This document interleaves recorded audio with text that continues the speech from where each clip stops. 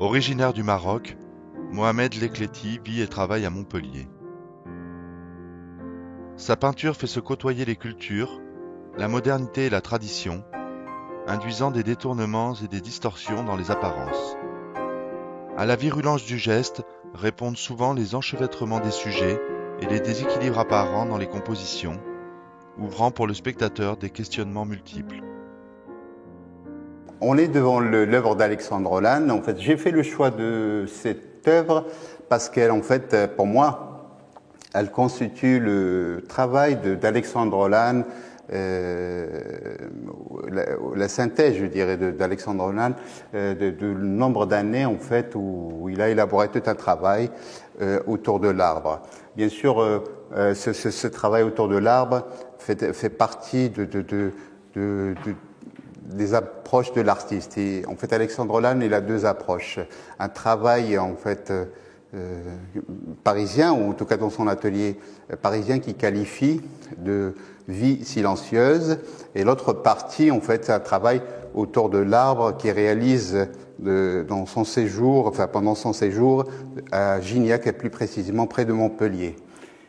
Et en fait, je trouve ce travail assez intéressant, en fait, l'approche, parce que Alexandre Holland, en fait, c'est étrange, mais on peut pas le dissocier de l'arbre, parce que à tel point, en fait, quand ça m'arrive de me balader dans la nature et je me retrouve face à un arbre qui se déploie comme ça dans le paysage, j'ai la sensation que, en fait, l'empreinte c'est une empreinte d'Alexandre Holland, ou de l'ombre d'Alexandre Holland n'est pas loin.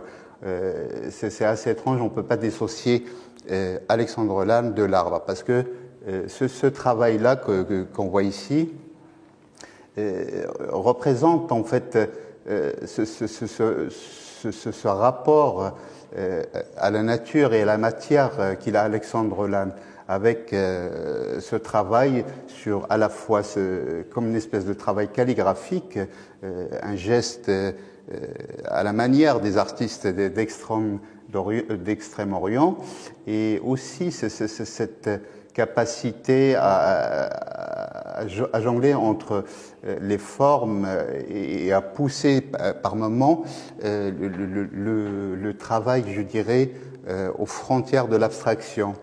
Et ce travail, en fait, il est, comment dire, assez intéressant par cette approche à décortiquer l'arbre au point qu'on a l'impression qu'il essaie d'en extraire l'âme ou le corps de l'arbre, en fait. C'est un travail, je dirais presque d'anthropologue, à essayer au point où si on fait, c'est-à-dire qu'on rassemble l'ensemble de ces œuvres autour de l'arbre, on pourra créer une encyclopédie sur la vie de l'arbre.